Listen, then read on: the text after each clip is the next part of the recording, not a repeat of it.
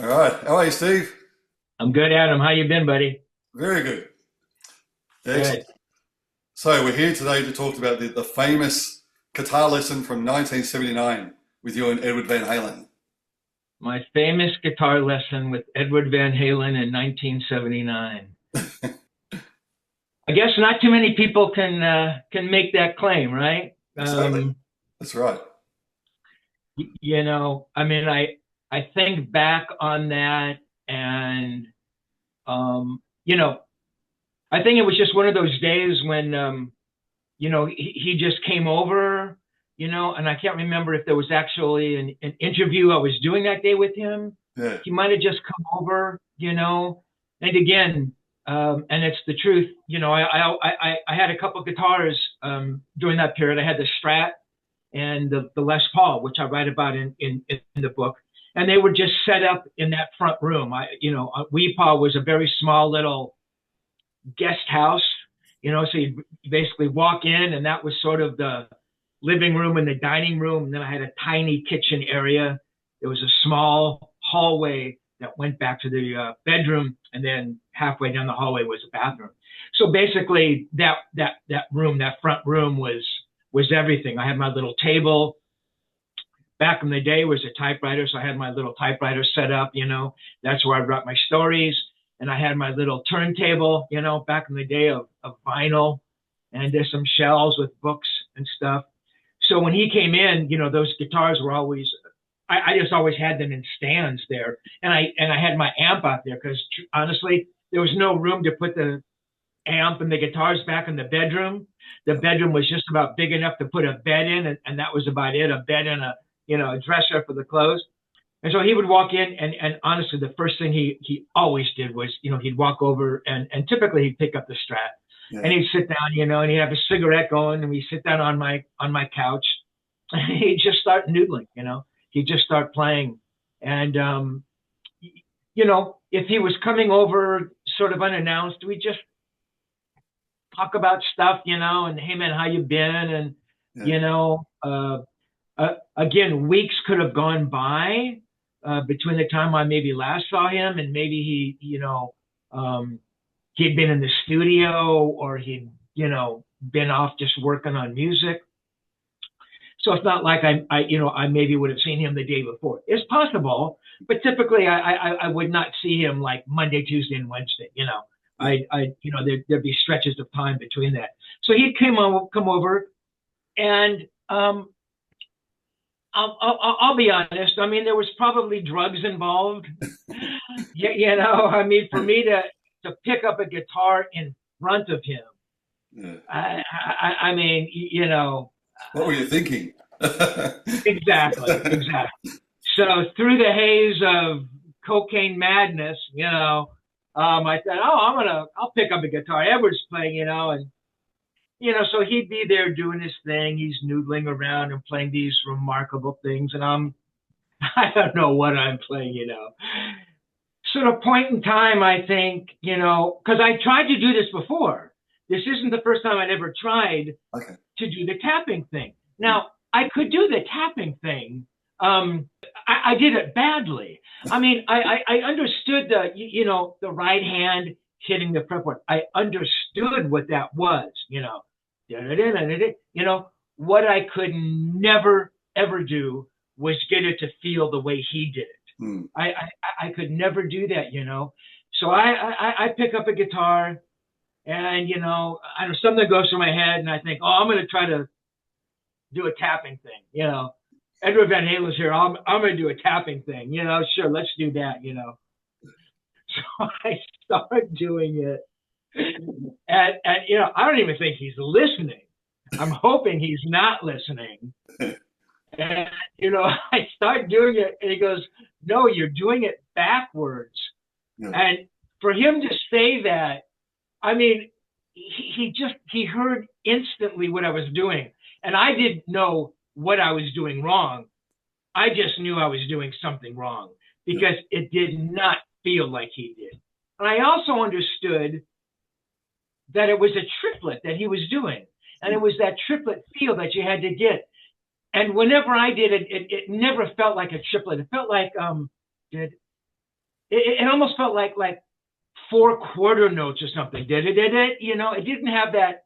It didn't flow and have that emotion the way he did it. You know. So he goes, no, you're doing it backwards. You know.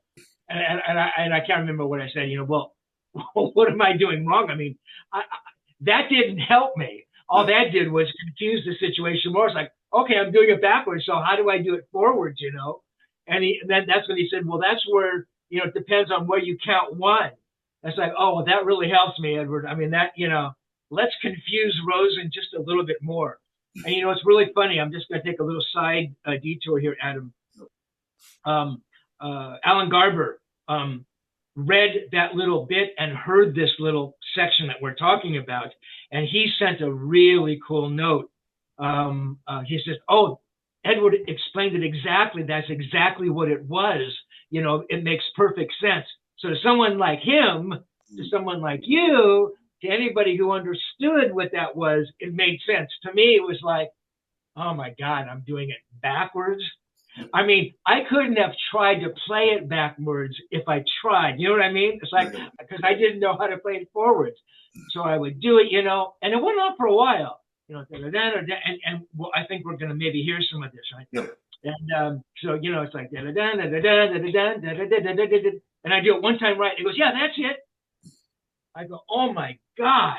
You know, and again, for him to hear it, because he was not really paying attention, but, you know, he was kind of half aware of what I was doing, you know. But for him to hear that and for him to say that, you know, it was like, it goes back to that kind of relationship we had, or I thought we had, I'd like to think we had, that he was aware that I was a music journalist, that I played guitar, that I wasn't a great guitar player, you know, that I had bands and, you know, that kind of thing. But he always made me feel like, yeah, man, you're doing it good. You know, you're good, you know, and you get it and you play guitar, you know what I'm talking about. I mean, that was a special thing, you know. And again, it goes back, and I've said the word 1,000 times, respect. So whatever that was, he had enough respect for me to talk to me that way, you know, and that was amazing because again, he could have said one word, that's wrong. What, you know, it sounds fucked up. You know, he could have, it didn't have to be insulting. It could have just been something negative. No, man, that's, you know, it could have been a tone of voice. And, you know, I would have been so attuned to his tone of voice. It's like I would have shriveled up. I would have put the guitar back on there, and I never would have attempted to play a guitar again in front of him, you know. And I think after that is when we jammed, you know, on occasion. And again, there may have been drugs involved again, maybe not. But, yeah, it was amazing, you know. I'm still kind of amazed that it happened. And, you know, then he would kind of go off and, you know, he started doing stuff, and he talked about the tapping thing and, oh, you can do so much stuff, and him just, you know, just kind of riffing, you know, in kind of out there, you know, in the wild, as it were. I mean, you know, that stuff he was playing was amazing. And I think some of that's on tape, and maybe we'll hear some of that. Yeah. So yeah, that was a remarkable day, Yeah. you know, it really was, you know, and it's funny because, you know, Edward said, oh, you know, later, you know, oh, Wolf wants to learn guitar and he wants me to teach him, and I'm not a good teacher. Well, he was a remarkable teacher because he was really so patient and understanding, you know, and he just knew what to say. I really believe to get the best out of everybody. And on the other side of that, he wanted the best out of you. He wanted you to try. He wanted you to work on the triplet. He wanted you to work on the bass part. He wanted you to work on the vocal. He wanted you to be be there in the studio working on pre-production, you know, because he was there. So it cut both ways, you know. Yeah. Yeah. I mean, definitely hearing the whole audio, because again, this is from chapter 5 from Tonechaser. If anyone's got the book or the audio book, this is all in chapter 5, which probably goes for about maybe 6 to 8 minutes, the whole audio. But the actual audio from the original file goes for about maybe 18 to 20 minutes, where like you're saying, it doesn't really sound like an interview. It just sounds like you guys hanging out, having a jam, him showing you some stuff. You're like, you asking him about, hey, how does this go? And he'll sit down and show you, which is amazing. And so this is all on the full thing what we're going to hear today a bit of. So we'll start with the first part where he's actually talking about the harmonics, which we actually go through a few different techniques. So this is the first one here, which again, some of this is in the audio book, but we have a bit more available as well. Need a pick? Yeah.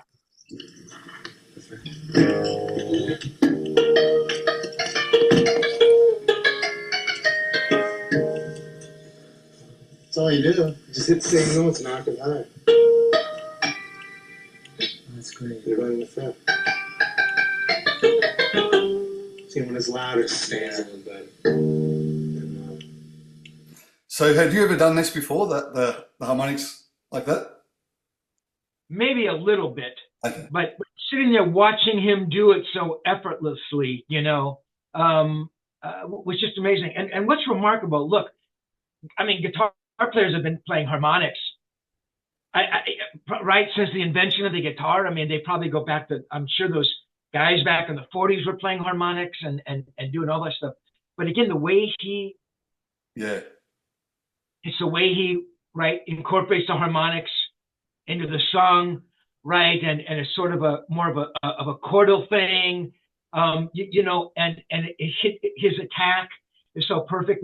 Again, you're listening to Edward Van Halen, and again, it's hard for me to remember exactly what kind of amp I would have had at the time. It was either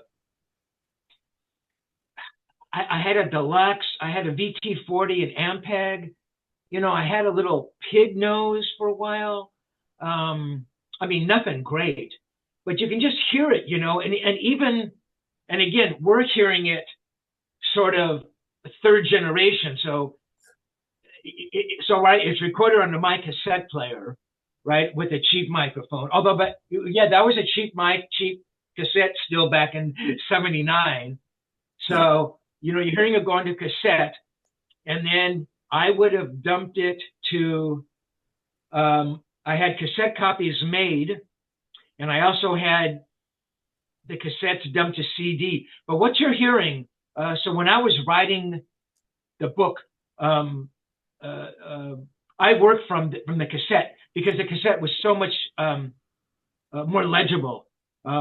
Understand what he was saying, as I'm working and trying to understand, transcribing an interview or something. Even dumping it, one generation. Again, this is '79, and I start the book in 2020. I can't do math, but that's a lot of years. So by then, even the cassette, even though it was still intact, there was no breaks. I mean, certainly there must have been oxidizing. So even that original recording had been degraded. So now we're listening to it through whatever you're going to listen to through your computer speakers or headphones or, but the point is, you can hear how bell-like his harmonics are. Again, going through my amp, just some tone dialed in, and it almost sounds like a keyboard, which is why, on the song Dance the Night Away, right? It sounds like, I think I might have asked him, are those keyboards? Because no, that's just harmonics on the guitar. Yeah. So, it was him hearing that stuff, and, maybe he's thinking, well, how can I achieve sort of a keyboard effect on this, and it's tapping, on multiple notes and, where he's doing the harmonics. But no, I don't think I ever attempted to play that stuff. I mean, it's all I can do to butcher the tapping thing, so I'd forgotten about that, him playing those harmonics. That's great. Yeah, well, it actually goes for probably about another 3 minutes, I'd say, on the original audio, which is, again, not in the audio book, but you hear him talking about exactly what they're doing. He's showing you, but stay tuned to the end of this interview. We've got some special news. But it's great. How was that one thing you did? That one that harmonic. That's great.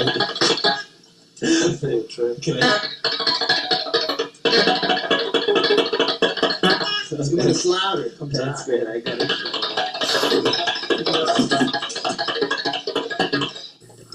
But again, another fantastic little technique. God, how great is that? Yeah. I mean, just and he called them tricks, and he says, "Oh, it's no big thing." He'd always talk about it like that, as if they were just, little throwaway things that he did, but obviously they weren't. And guys may have done that, sliding the palm, but again, no one ever did it like Edward did it. And in the context of a song, it just became so much bigger. It just seemed to have so much more importance when he did it for some reason, And again, to pull that off, the amp needs to be set up a certain way, obviously the way his amps were set up, and he talked about that. The volume is louder, it comes out better. But for him to be able to create that out of, whatever tones, wherever the volume and bass and treble had been set up on my amp, for him to be able to extract any of that out of the amp is pretty amazing. Yeah. Cool. I think we hear a little bit of you attempting it as well, so let's check that out. See, it won't come out. It won't happen at all. Do it on the D string.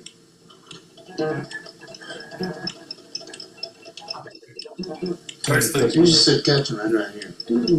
And this is really light? Yeah, just barely touch it. See, there we go. Yeah. There you go, you're getting it. Did you say I kind of got it or something? Yeah. I didn't even know which string to do it on. That's cool. Yeah. Yeah. So now we go into that little finger.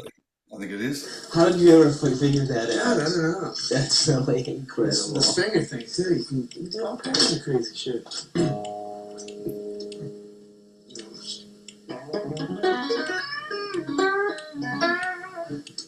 You just do it anyway. Do anything on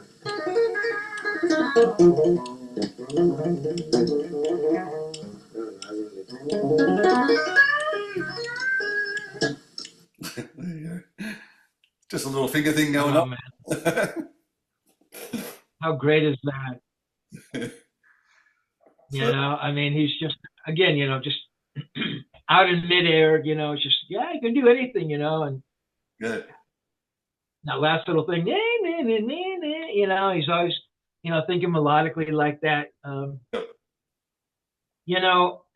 sitting there and watching him, and I'm attempting to, play these things, but I'm just so aware of him, and watching him and just truly, and I've tried to describe it in the book, and I hope I do it justice, but you just watch his hands, and it's just, I mean, it's just so artistic, and it's just so perfect, and these are the hands of this extraordinary artist, being able to sit there, a foot away from him and watch him and listen to him, and crazy.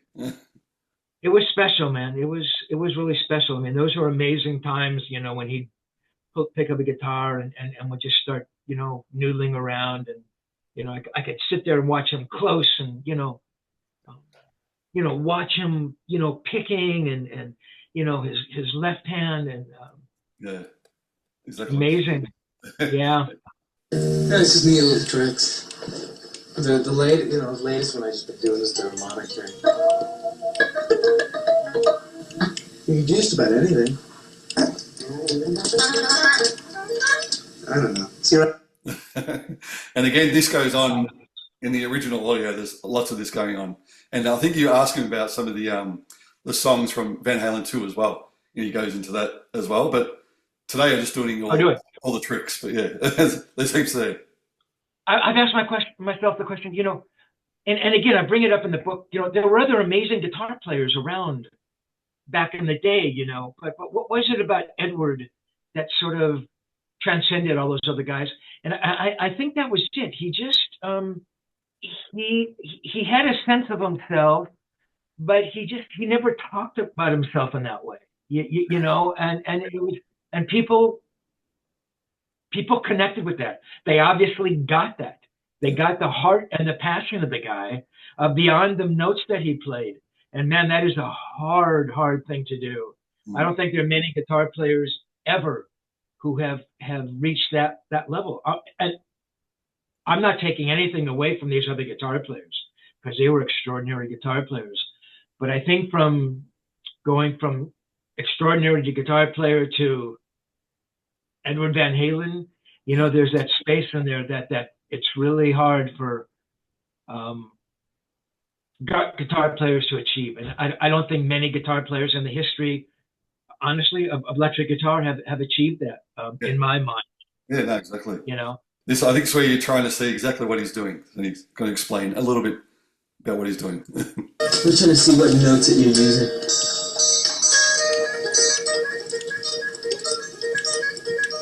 It's kind of like a, yeah. Except you throwing in the other note.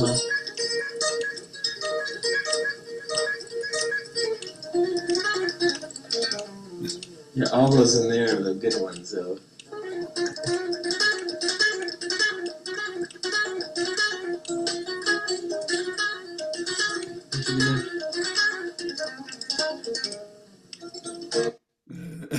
All those and then I butcher it like I can. He slows down. You know, he's really trying to show me. I must say, you did quite well though. Like again, this goes on for a little bit, and you start to get it, and you. Oh, did I really? Yeah. Oh, nice, nice. Yeah. And for all of those of you who are wondering that we keep referencing, it keeps going on. You stay tuned till the end of this broadcast. We'll let you know what's going on. You know, again, because it's the you know, the amp is turned. I think the amp might be turned all the way off. I can't tell if it's on just a little bit or he's playing just acoustically through the electric. I think it might be on just a little bit. Yeah. I mean, you can just hear, you know, you can hear his amazing right hand. Yeah. You know, you can hear that stuff. You know, you think, well, how good was he, or how fast was he, or how, you know, perfect was his picking technique? Well, my God, it's right there, you know. Yeah. And he does it over and over, and it's perfect. And you know, you can hear like the pick hitting the string, which is amazing to me. You know, because the volume's a little lower. Obviously, you miss some of that when, you know, he's cranked up through Marshalls or he's playing live. But you hear that, you know, and his sense of rhythm and everything he plays, you know, it has like this feel to it. Yeah, it's just amazing. But like I said though, like even though it's turned down that volume, but just his notes are so clear as well. Like you hear that. Yeah, exactly. It reminds you a little of Al Di Meola, the way he does his technique. Right. No, it's exactly like that. Right, because there are some guitar players who do pick every note. Yep. You know, and Edward picks a lot of his notes, but he doesn't pick every note. You know, which is why, interestingly, I think maybe that's why Edward, though he had a love-hate affair going on with Ritchie Blackmore, and we know all about the politics there. I mean, Ritchie picked every note. You know, and that staccato thing. And at one point, Edward told me, I think because he was mad at Ritchie, because Ritchie had insulted him by then, you know, but, you know, he does that staccato thing. But I think Edward recognized what that was and how what that took, you know. You talk about Al Di Meola. Yeah, there's some guitar players who pick those notes. John McLaughlin, you know, those kinds of guys. In fact, what he does there, I mean, Edward was not a jazz player by any stretch. But it almost sounds a little jazzy because he is picking every note, you know, and the volume's a little lower. You can hear you know, a jazz guy, you know, Al Di Meola or, you know, Joe Pass, those guys, you know, playing those kinds of licks. So, exactly, because you know the most times you would hear, you know, Edward playing those type of things be through his effects, you know, and you got distortion, everything going on, but hearing it clean like this, it really shows, the player he was. Yeah. Absolutely. I was lucky enough to be able to sit there and listen to him playing through, you know, my amp turned down. Sometimes he'd come over and I don't think he would even plug into an amp. He'd just play acoustically through the electric. And I've always said, yeah, you know, you stick a guy through a Marshall amp and, you know, I mean, even I could hack out a couple chords and do a couple pulls and, you know, for for 8 bars, I'd probably sound okay. But when you hear him like this, naked, as it were, I mean, you really just get a sense of how remarkable he was. Let's talk about the fast picking, the tremolo picking.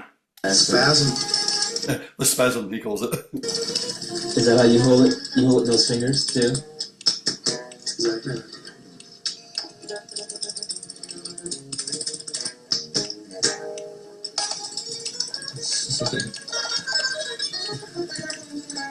So you can hear you trying it as well. I'm trying it.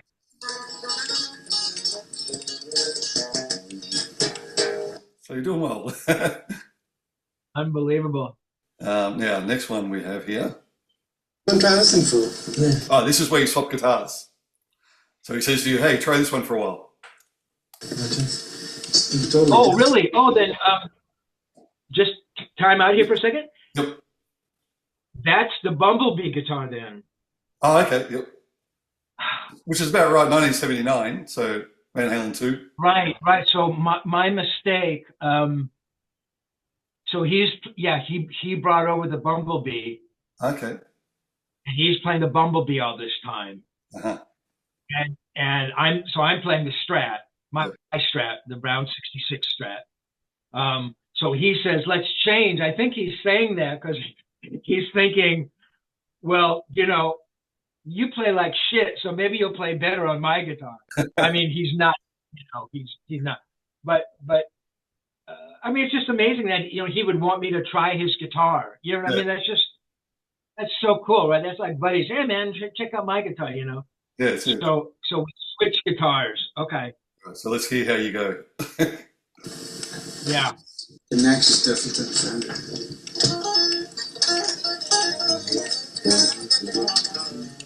That wasn't you, was it? No.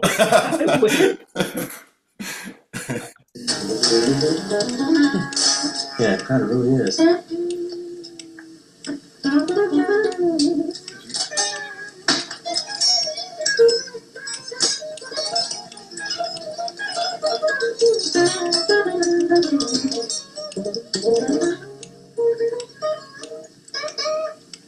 It really is. It's interesting. There you go. So you can hear a bit of you in there, both you jamming along. Rocking. That's what one lesson from Edward Van Halen will do for you people. Yeah, exactly. Now there's only a couple more to go here. That's just one thing. Oh yeah, so this is where he teaches you a bit of the Runnin with the Devil solo. Yeah. The one thing you do that I cannot figure out in Run with the Devil. Oh, it's so simple.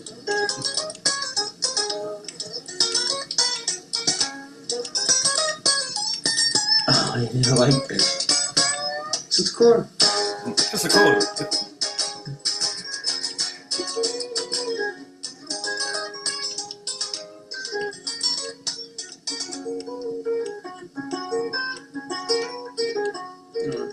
That's me. You're getting it.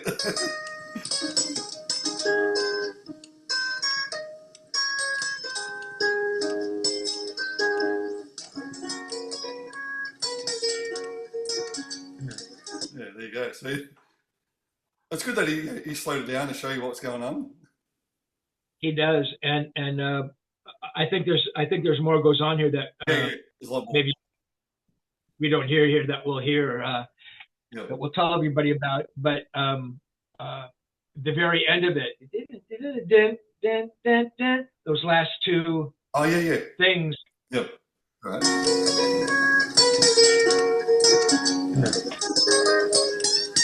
Okay, look.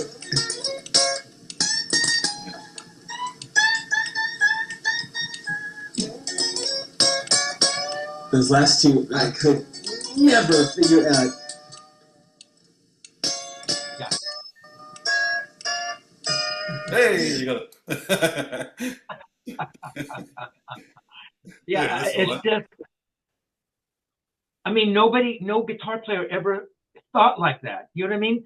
To pull the two strings up like that, to create that thing, one, it takes a lot of finger strength, to do that, to make it, so it doesn't sound wobbly, those intervals have to be, even and so you know what I'm talking about. Guitar players will understand.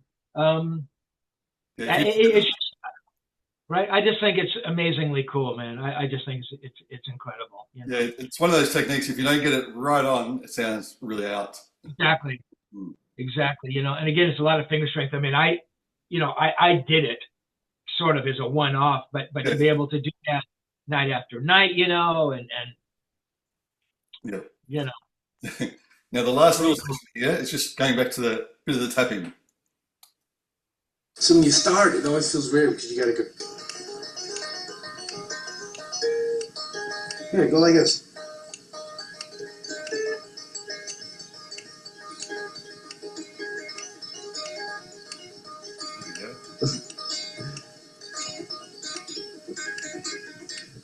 Here, try it like this. Go like this for.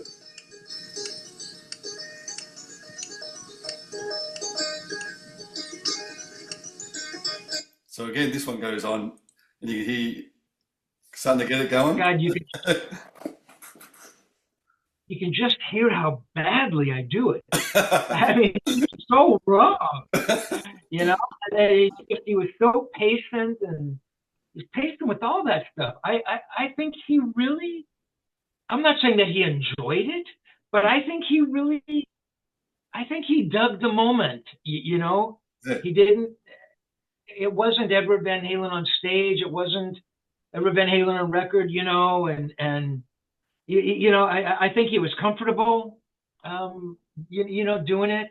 And it was just so great. I mean, it was comfortable. Look, again, we started this conversation. I mean, part of me is terrified that I'm sitting on the couch with the guy.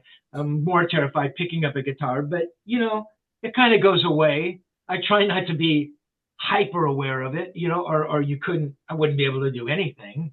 Yeah. But he was just so cool, and it was great. It was. I honestly, I had forgotten how many different techniques we kind of ran through. I mean, I just thought it was, it was just kind of the tapping thing, and I forgot about all the, the palm down the string and the. So, like I said, there are a lot of different techniques here, and it's probably one of the first things I've heard with Edward. Sitting down with someone yourself, going through all these different techniques, through the tapping, the harmonics, the swooping, everything else. So it's incredible to hear, and it goes for I think 18 minutes all up, the whole thing. And again, I think it's probably maybe about 7 to 8 minutes of this in the audio book, where you guys are talking about it. But so this is the whole thing. Now, I'll hand it over to you, Steve.